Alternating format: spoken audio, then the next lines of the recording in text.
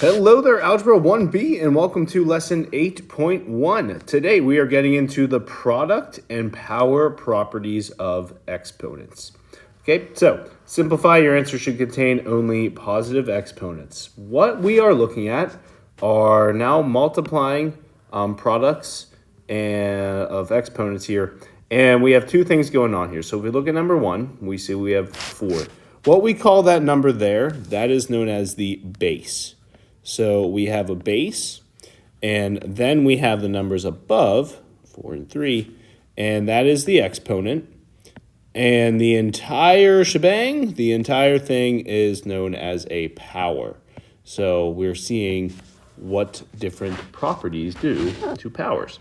Basically, if you have the same base, if those bases are the same, and you are multiplying, you add the powers.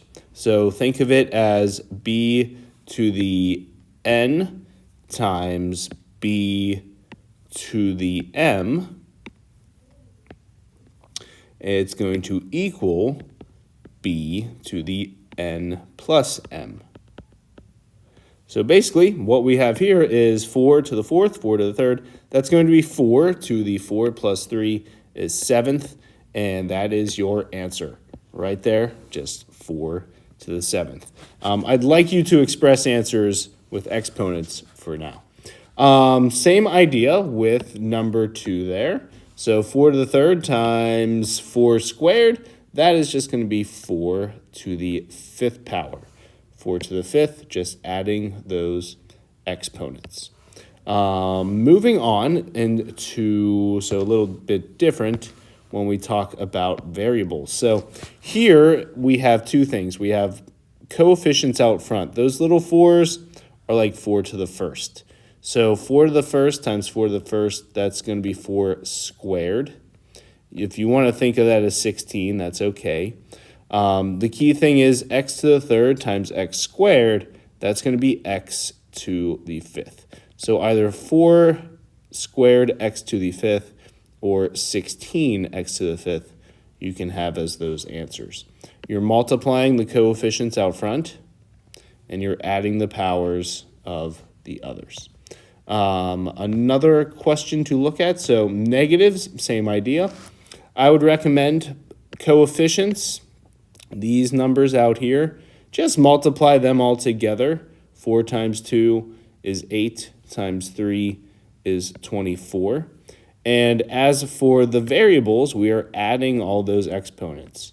So negative 2 and 3 and 4, 3 plus negative 2 plus 4, that is going to be simply x to the 5th. Okay, 3 minus 2 plus 4.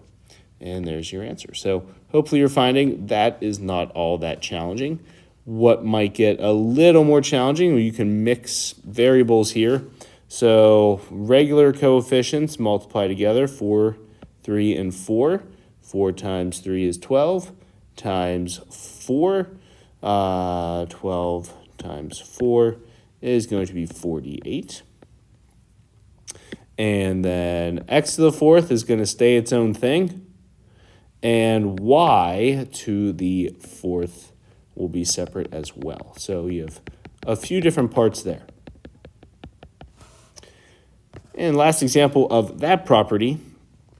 So we have multiplication. Multiplication, basically just focus and multiply the regular coefficients, 4, 2, and 2. So that's 16. And then we have x squared, x to the 4th. So 2 plus 4 plus 3 is going to be 9. And then y is going to have 2 and 3, so 5, 6, 7, 8. Okay, so there you have it. That is the product property. In the next video, we'll go over the power property.